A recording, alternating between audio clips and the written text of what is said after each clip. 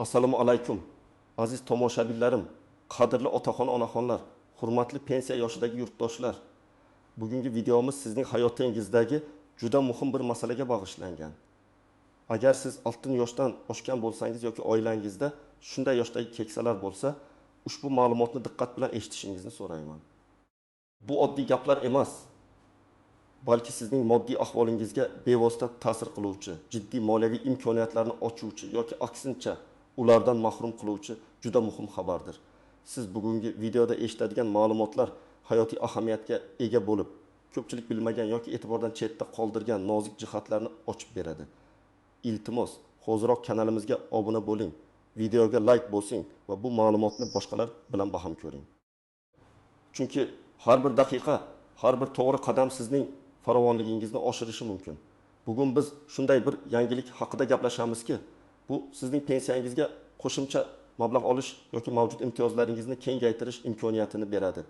Lekin buning uchun juda aniq va to'g'ri harakat qilish lozim. Azizlar, avvallari pensiya tizimi nisbatan sodda edi. Pensiya yoshiga yetgan, kerakli ish stajiga ega bo'lgan har bir fuqaro belgilangan tartibda o'z pensiyasini olardi. Qo'shimcha to'lovlar yoki imtiyozlar asosan urush qatnashchilari, nogironligi bor shaxslar yoki boquvchisini yo'qotgan oilalar kabi tor doiradagi toifalarga berilardi. Bu tizim o'ziga yarasha ishlagan, ammo bugungi kundagi iqtisodiy o'zgarishlar, narx-navoning ko'tarilishi va aholining turmush darajasini yaxshilashga qaratilgan davlat siyosati yangi yondashuvlarni talab qila boshladi. Ko'pchilik pensiyaning miqdori yetarli emasligidan, ayniqsa keksayganda qo'shimcha davolanish, dori-darmonlar yoki oddiygina oziq-ovqat xarajatlarining ortishi bilan bog'liq muammolarga duch kelardi. Ya'ni avval faqatgina ish staji blok-yosh formulasi asosida pensiya hisoblangan bo'lsa, endi davlat har bir pensiya oluvchining shaxsiy holatini, ijtimoiy ahvolini va ehtiyojlarini chuqurroq o'rganishga kirishdi. Bu esa bir tomondan yaxshi, chunki adolatliroq tizim paydo bo'lmoqda. Ikkinchi tomondan esa bu yangiliklardan xabardor bo'lish va ulardan to'g'ri foydalanish mas'uliyatini bizning yelkalarimizga yuklaydi. Endi esa eng muhim qismga o'tamiz. Davlatimiz tomonidan yaqinda joriy qilingan keksalar va nogironligi bor shaxslarni ijtimoiy qo'llab-quvvatlash dasturi yoki qisqacha yangi qo'shimcha ijtimoiy nafaqalar dasturi haqida gaplashamiz. Bu dastur nima uchun joriy etildi? Asosan ijtimoiy himoyaga muhtoj, turmush sharoiti og'ir bo'lgan yoki ayrim maxsus toifalarga mansub pensiya yoshidagi fuqarolarni qo'llab-quvvatlash maqsadida. Avvalgi tizimda bu kabi ehtiyojlar to'liq qamrab olinmagan edi. Masalan, yolg'iz yashovchi, surunkali kasalligi bor yoki qarovchisi yo'q qariyalar uchun hech qanday qo'shimcha yordam ajratilmasdi. Endi esa bu holat o'zgaradi. Ammo bu nafaqalar avtomatik ravishda tayinlanmaydi, balki sizning tashabbusingiz ma'lum bir hujjatlarni to'plash va belgilangan tartibda murojaat qilishingizni talab qiladi. Kimga bu yangilik ayniqsa muhim? Birinchidan, yoshi 70 dan oshgan yolg'iz yashovchi pensionerlar. Ikkinchidan, nogironligi bor oila a'zosini parvarish qiluvchi pensionerlar. Uchinchidan, minimal pensiya miqdoridan kamroq pensiya oluvchilar. To'rtinchidan, turar joy sharoiti og'ir bo'lgan, masalan, yashash uchun yetarli sharoiti yo'q yoki turar joyi ta'mirtalab ahvolda bo'lgan pensionerlar.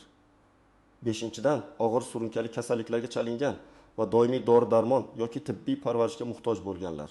Keling, bir nechta aniq misollar orqali ko'rib chiqaylik, bu dastur kimga qanday yordam berishi mumkinligini tushunish uchun. Asosiy misol bir Otabek amaki va uning yangi imkoniyati. Toshkent shahrida yashovchi 72 yoshli Otabek amaki umrining katta qismini davlat korxonasida muhandis bo'lib o'tkazgan. Pensiyasi o'rtacha taxminan 20 million so'm. Ammo so'nggi yillarda qandli diabet va yurak kasalligi uni qiynay boshladi. Oyiga dori-darmonlarga kamida 5 ming so'm sarflaydi. Otabek amaki yolg'iz yashaydi, farzandlari chet elda ishlaydi. Vaqti bilan yordam yuboradi. Lekin bu doimiy emas. Dastur joriy etilgunga qadar u faqat o'z pensiyasiga tayangan, uning kasalligi uchun maxsus qo'shimcha to'lovlar yo'q edi. Yangi dasturga ko'ra, Otabek amaki og'ir surunkali kasalligi bor yolg'iz pensioner toifasiga kiradi. U mahalla fuqarolar yig'iniga borib, o'zining holati haqida ma'lumot beradi. Shifoxonadan kasalligi haqida ma'lumotnoma oladi va pensiya jamg'armasiga ariza bilan murojaat qiladi. Natijada unga har oyda pensiyasiga qo'shimcha ravishda minimal ish haqining 70% miqdorida nafaqa tayinlanishi mumkin. Bu taxminan 500 ming so'm atrofida bo'lishi mumkin. Bu esa Otabek amakining dori-darmon xarajatlarining katta qismini qoplashga yordam beradi. Uning ahvoli sezilarli darajada yengillashadi. Astish misol 2. Shahodat buvi va nabirasining parvarishi. Farg'ona viloyatida yashovchi 6-8 yoshli Shahodat buvi o'zining 10 yashar nogiron nabirasi bilan yashaydi. Nabirasining ota-onasi baxtsiz hodisada vafot etgan. Buvisi uni o'zi tarbiyalaydi. Shahodat buvining pensiyasi 20 million 200 ming so'm. Uning o'zi ham salomatligi yaxshi emas, ammo nabirasini parvarish qilishga majbur. Avvalgi tizimda nogiron nabira uchun beriladigan nafaqa bor edi. Ammo uni parvarish qilayotgan buviga uning og'ir sharoitini hisobga olgan holda maxsus qo'shimcha to'lov ajratilmas edi. Yangi dastur nogironligi bor oila a'zosini parvarish qiluvchi pensioner toifasini ham o'z ichiga oladi. Shahodat buvi mahallaga borib, nabirasi nogironligi haqidagi hujjatlarni, o'zining pensiya guvohnomasini va oila tarkibi haqida ma'lumotnomani taqdim etadi. Ushbu dastur doirasida unga har oyda minimal ish haqining 7% miqdorida, ya'ni taxminan 7 ming so'm qo'shimcha nafaqa tayinlanishi mumkin. Bu unga nabirasiga yanada yaxshi g'amxo'rlik qilish, uning ehtiyojlarini qondirish va o'zining ham sog'lig'iga e'tibor berish imkoniyatini yaratadi. Misol 3. Dilshod bobo va tushunmovchiliklar. Samarqandlik 13 yoshli Dilshod bobo. U sobiq tadbirkor, hozir nafaqada, lekin farzandlari yaxshi daromad topadi va unga muntazam moddiy yordam berib turadi. Uy-joyi shinam, o'zining shaxsiy avtomobili ham bor. Yangi dastur haqida eshitib, u ham o'ziga qo'shimcha nafaqa tayinlanishiga umid qila boshladi. Axir u ham 60 yoshdan oshgan pensioner. Biroq dastur shartlariga ko'ra, qo'shimcha nafaqalar asosan ijtimoiy himoyaga muhtoj, turmush sharoiti og'ir bo'lgan shaxslarga beriladi. Dilshod boboning oilaviy daromadi uning farzandlaridan oladigan muntazam yordamini hisobga olganda belgilangan minimal daromad chegarasidan ancha yuqori. Shuningdek, uning mulki uy, avtomobil ham unga ehtiyojmand maqomini berishga to'sqinlik qiladi. Bu kabi holatlarda pensiya jamg'armasi murojaatni ko'rib chiqib, Dilshod boboga qo'shimcha nafaqa tayinlashni rad etadi. Bu misol shuni ko'rsatadiki, nafaqa har kimga ham berilavermaydi, balki aniq shartlar va mezonlar asosida beriladi. Bu esa har bir fuqarodan ushbu mezonlarni sinchiklab o'rganishni talab qiladi. Kim xavotir olmasligi kerak? Agar sizning turmush darajangiz yaxshi bo'lsa, sizda doimiy daromad manbalari bo'lsa, masalan, farzandlaringiz tomonidan muntazam katta miqdordagi yordam, ijara daromadi, qo'shimcha ishni tushumlar va sizning yashash sharoitingiz qoniqarli bo'lsa, u holda ushbu qo'shimcha dastur sizga mo'ljallanmagan bo'lishi mumkin. Bu dasturning asosiy maqsadi eng muhtoj qatlamni qo'llab-quvvatlash. Shuning uchun, agar sizning moddiy ahvolingiz mustahkam bo'lsa, siz bu dastur doirasida qo'shimcha nafaqa olishga haqli bo'lmasligingiz ehtimoli yuqori. Endi esa ushbu dastur bilan bog'liq ayrim istisnolar, nozik jihatlar va yuzaga kelishi mumkin bo'lgan muammolar haqida batafsil to'xtalib o'tamiz. Bu qism ayniqsa muhim, chunki ko'pchilik aynan shu nozikliklar tufayli o'z huquqlaridan to'liq foydalana olmaydi. Istisnolar va maxsus holatlar. Faxriylar va davlat mukofotlari sohiblari, urush va mehnat faxriylari, shuningdek davlatimiz tomonidan berilgan faxriy unvonlarga yoki mukofotlarga ega bo'lgan pensionerlar uchun ba'zi hollarda qo'shimcha imtiyozlar nazarda tutilgan bo'lishi mumkin. Ularning arizalari ustuvor tartibda ko'rib chiqilishi yoki ularga taqdim etiladigan nafaqa miqdori boshqalarnikidan yuqori bo'lishi mumkin. Masalan, O'zbekiston qahramoni unvoni sohibi bo'lgan pensionerga uning ijtimoiy ahvoli qanday bo'lishidan qat'iy nazar eng yuqori darajadagi qo'llab-quvvatlash kafolatlanadi. Bu holatda uning oilaviy daromadi yoki mulki uning imtiyozlariga ta'sir qilmaydi. 2. Yolg'iz yashovchi va doimiy parvarishga muhtoj keksalar. Ayrim hollarda agar yolg'iz yashovchi pensioner o'ziga o'zi xizmat ko'rsata olmasa va unga doimiy ravishda tibbiy yoki ijtimoiy parvarish kerak bo'lsa, unga nafaqat moddiy yordam, balki ijtimoiy xizmatlar ham ko'rsatilishi mumkin. Bu esa qo'shimcha nafaqa olish bilan birga uyiga tibbiyot xodimi yoki ijtimoiy xodimning kelib unga yordam berishini anglatadi. Yuzaga kelishi mumkin bo'lgan qiyinchiliklar va nozik nuqtalar. Hujjatlar noto'g'ri yoki to'liq bo'lmagan holda taqdim etish. Bu eng keng tarqalgan muammolardan biridir.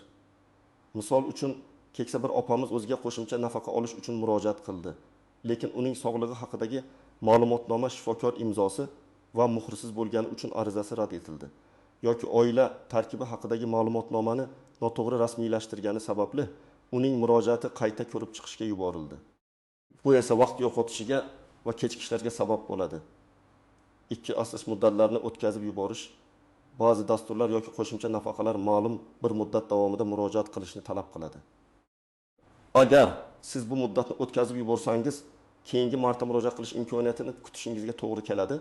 Bu esa bir necha oygacha cho'zilishi mumkin. 3. Firibgarlik holatlari afsuski har qanday yangi dastur firibgarlar uchun ham yangi imkoniyat yaratadi. Ular o'zlarini pensiya jamg'armasi xodimi yoki ijtimoiy himoya bo'limi vakili deb tanishtirib, sizdan shaxsiy ma'lumotlaringizni, pasport seriyasi, bank karta raqamlari, PIN kodlar so'rashlari mumkin. Hech qachon bunday ma'lumotlarni hech kimga bermang. Rasmiy idoralar sizdan bank karta ma'lumotlarini telefonda so'ramaydi. Agar shubhali qo'ng'iroq yoki xabar kelsa, darhol pensiya jamg'armasining ishonch telefoniga yoki mahalliy ichki ishlar bo'limiga murojaat qiling. Daromadni hisoblashdagi nozikliklar. Dasturga ko'ra pensiyadan tashqari boshqa daromadlar ham hisobga olinadi. Masalan, agar sizning nomingizda yer uchastkasi bo'lsa va u sizga daromad keltirishi mumkin bo'lsa, masalan, ijara berilgan bo'lsa, bu ham hisobga olinadi. Yoki farzandlaringiz sizning hisobingizga muntazam pul o'tkazmalarini amalga oshirsa, bu ham daromad sifatida qabul qilinishi mumkin. Muhimi, faqat rasmiy daromadlar emas, balki sizning umumiy moddiy ahvolingizni belgilaydigan barcha manbalar inobatga olinadi. 5. Mulkka egalik. Agar sizning nomingizda bir nechta uy-joy, yer uchastkasi yoki boshqa qimmatbaho mulk bo'lsa, bu sizning ehtiyojmand emasligingizni ko'rsatishi va qo'shimcha nafaqa olish huquqingizni cheklashi mumkin. Misol uchun, shahar markazida 2 xonali kvartirasi bor bo'lgan pensioner qishloqda yashovchi va yashash uchun hech qanday sharoiti yo'q bo'lgan pensionerga nisbatan dasturdan foydalanish imkoniyati kamroq bo'ladi. Lekin agar bu mulkdan daromad olinmasa va u faqat oilaviy foydalanish uchun bo'lsa, ba'zi hollarda bu shartlar yumshatilishi mumkin. Shuning uchun har bir holat alohida ko'rib chiqiladi va bu jarayonda shaffoflikni ta'minlash muhimdir. 6. Yashash joyi va ro'yxatdan o'tish. Ayrim pensionerlar bir hududda yashab, boshqa hududda ro'yxatdan o'tgan bo'lishi mumkin. Nafaqa tayinlashda asosan doimiy ro'yxatdan o'tgan joyingizdagi pensiya jamg'armasi bo'limiga murojaat qilish lozim. Biroq, agar siz haqiqatda boshqa joyda yashasangiz va bu yerdagi mahalliy komissiya sizning holatingizni tasdiqlasa, istisno tariqasida haqiqiy yashash joyingiz bo'yicha ham murojaat qilish imkoniyati berilishi mumkin. Bu o'ta nozik masala bo'lib, uni har doim mahalliy komissiya bilan muhokama qilish kerak. Endi esa eng muhim qism amaliy tavsiyalar. Siz nima qilishingiz kerak? Qayerga borish kerak? Qaysi hujjatlarni yig'ish kerak? Bu qadamlarni aniq tushunib olishingiz juda muhim. Amaliy qadamlar, bir qadam. Ma'lumot to'plash va sharoitni aniqlash. Avvalo sizning holatingiz yangi qo'shimcha ijtimoiy nafaqalar dasturi shartlariga mos kelishini aniqlab oling. Pensiya jamg'armasi, har bir tumanlarda pensiya jamg'armasining bo'limlari mavjud. Ularning telefon raqamlarini internetdan topish yoki mahallangizdan so'rash mumkin. U yerga qo'ng'iroq qilib yoki shaxsan borib, sizga qanday imtiyozlar tegishi mumkinligini aniqlang. Mahalla fuqarolar yig'ini, mahallangizdagi mas'ul xodimlar, raisonsizlar, mahalla faollari, ijtimoiy xodimlar ushbu dastur haqida yaxshi ma'lumotga ega bo'lishi shart. Ular sizning holatingizni bevosita o'rganishlari va dasturga mos kelish-kelmasligingizni aniqlashda yordam berishlari mumkin. Rasmiy veb-saytlar va ishonch telefonlari vazirlar mahkamasining ijtimoiy himoya bilan bog'liq rasmiy veb-saytlarida yoki pensiya jamg'armasining saytida tegishilgan. Shuningdek, 1005 yoki shunga o'xshash yagona ishonch telefonlari mavjud bo'lishi mumkin. U yerga qo'ng'iroq qilib aniq ma'lumot olishingiz mumkin. Hatto eshitish qobiliyati pasaygan pensionerlar uchun ham yozma murojaat shakllari yoki surdod tarjimon xizmatlari mavjud bo'lishi mumkinligini so'rang. Qadam, zarur hujjatlarni to'plash. Bu juda muhim bosqich. Hujjatlar to'liq va to'g'ri bo'lishi shart. Pasport va uning nusxasi, shaxsiy guvohnomangizning asl nusxasi va bir nechta nusxasi kerak bo'lishi mumkin. Pensiya guvohnomasi, pensiya oluvchining guvohnomasi va uning nusxasi. Ochiq arzachi toifasini tasdiqlovchi hujjatlar. Bu sizning qaysi toifaga kirishingizga bog'liq nogironlikni tasdiqlovchi hujjat. Agar sizning oila a'zoyingiz nogiron bo'lsa, uning nogironlik guvohnomasi yoki tibbiy ijtimoiy ekspertiza komissiyasining xulosasi. sog'liq holati haqida ma'lumotnoma. Agar siz og'ir surunkali kasallikka chalingan bo'lsangiz, shifoxonadan yoki poliklinikadan olingan. Kasallikning og'irlik darajasini tasdiqlovchi ma'lumotnoma. Shifokor imzo va muhrni tekshiring. Yolg'iz yashashni tasdiqlovchi hujjat. Mahalladan olingan sizning yolg'iz yashashingizni tasdiqlovchi ma'lumotnoma. Ko'pincha oila haqida ma'lumotnoma deb ham ataladi. Unda oilada bir kishi yashayotgani ko'rsatiladi. Turar joy sharoiti haqida ma'lumotnoma. Agar sizning turar joy sharoitingiz og'ir bo'lsa, mahalladan olingan uy joyingizning holatini tasdiqlovchi dalolatnoma yoki ma'lumotnoma. Oilaning daromadlari haqida ma'lumotnoma. Bu hujjat pensiya jamg'armasining so'roviga asosan tegishli tashkilotlar tomonidan beriladi. Masalan, ish joyidan, soliq inspeksiyasidan. Nikoh guvohnomasi yoki o'lim guvohnomasi. Agar kerak bo'lsa, agar siz boquvchisini yo'qotgan bo'lsangiz yoki oilaviy ahvolingizni tasdiqlash uchun talab qilinsa, bank hisob raqam ma'lumotlari, nafaqani o'tkazish uchun bank kartangizning raqami yoki hisob raqamingiz, pensiya jamg'armasi karta nusxasini so'rashi mumkin. Lekin hech qachon PIN kodni bermang. Muhim eslatma, hujjatlarni asl nusxalari bilan birga olib boring. Qabul qiluvchi organ nusxalarini olib qolib, asl nusxalarini qaytarishi mumkin. Ba'zi hujjatlar faqatgina bir oy davomida amal qilishi mumkin. Shuning uchun ularni o'z vaqtida oling. 3 qadam. Ariza yozish va topshirish. Barcha hujjatlarni to'plagach, pensiya jamg'armasining tuman, shahar bo'limiga murojaat qilasiz. Ariza shakli. Odatda ariza shakli pensiya jamg'armasi bo'limida beriladi. Siz uni joyida to'ldirishingiz mumkin. Arizada nima yoziladi? Arizada sizning ism, familiyangiz, pasport ma'lumotlaringiz, pensiya guvohnomasi raqamingiz, yashash manzilingiz, telefon raqamingiz, qaysi turdagi qo'shimcha nafaqa uchun murojaat qilayotganingiz, masalan, yolg'iz yashovchi va og'ir kasalligi bor pensioner sifatida qo'shimcha nafaqa tayinlashni so'rayman. Shuningdek, ilova qilingan hujjatlar ro'yxati ko'rsatiladi. Imzongizni qo'yib, sanani ko'rsating. Topshirish usullari shaxsan eng afzal usul. Hujjatlaringizni shaxsan topshirib, qabul qilgan xodimdan arizangizning ro'yxatdan o'tganligi haqidagi tasdiqnoma yoki uning nusxasiga shtamp, muhr qo'yib berishini so'rang. Bu kelajakda yuzaga kelishi mumkin bo'lgan muammolarni oldini oladi. Elektron shaklda, hududlarda yoki ba'zi dasturlar uchun elektron hukumat portallari, masalan, Yagona interaktiv davlat xizmatlari portali myPonkaKub.uz orqali murojaat qilish imkoniyati mavjud. Ammo keksa avlod uchun bu usul bir oz murakkablik tug'dirishi mumkin. Shunga qaramay, agar yordam beradigan yosh oila a'zolaringiz bo'lsa, bu usuldan foydalanish qulay bo'lishi mumkin. Pochta orqali. Kamdan kam hollarda pochta orqali ham yuborish mumkin, lekin tavsiya etilmaydi. Chunki bu usulda hujjatlar yo'qolishi yoki kechikish xavfi mavjud. Tarqadam. Murojaatingizni kuzatish va javobni kutish. Topshirganingizdan so'ng pensiya jamg'armasi uni ko'rib chiqish uchun ma'lum bir muddat oladi. Odatda 25-30 kun. Murojaat holatini tekshirish. Arizangiz ro'yxatga olingan raqam orqali siz pensiya jamg'armasiga qo'ng'iroq qilib yoki shaxsan borib, uning holatini so'rashingiz mumkin. Rad etilsa nima qilish kerak? Agar arizangiz rad etilsa, sizga rad etish sabablari ko'rsatilgan yozma javob berilishi shart. Bu sabablarni diqqat bilan o'rganing. Agar sabablar hujjatlardagi kamchiliklar bilan bog'liq bo'lsa, ularni tuzatib, qayta murojaat qilishingiz mumkin. Agar siz rad etish sabablarini adolatsiz deb hisoblasangiz, yuqori turuvchi organga, masalan, pensiya jamg'armasi viloyat bo'limiga yoki sudga shikoyat qilishingiz mumkin. Bu jarayonda huquqiy maslahatchi yordami ham foydali bo'lishi mumkin. Aziz tomoshabinlar, bugun biz juda muhim mavzuni muhokama qildik. Esingizda tuting, davlatimiz tomonidan qilinayotgan bu o'zgarishlar va yaratilayotgan imkoniyatlar sizning hayotingizni yaxshilashga qaratilgan. Ammo ulardan foydalanish uchun sizning o'zingizdan faollik, diqqat va biroz harakat talab etiladi. Qo'lingizni pastga tushirmang, harakat qiling, savollaringizga javob izlang. Har biringiz o'z haqqingizni bilishga va undan to'liq foydalanishga haqlisiz. Bu nafaqat sizning shaxsiy manfaatingiz, balki butun jamiyatimizning farovonligi uchun ham muhim. O'ylaymanki, ushbu video sizga ko'p savollaringizga javob berdi va kelajakdagi harakatlaringiz uchun aniq yo'nalish ko'rsatdi. Agar sizda yana savollar bo'lsa, tajribangizni baham ko'rishni istasangiz yoki qandaydir maslahatlaringiz bo'lsa, iltimos izohlarda yozib qoldiring. Sizning fikrlaringiz va tajribangiz boshqa pensionerlarga ham yordam berishi mumkin. videoga like bosishni va kanalimizga obuna bo'lishni unutmang.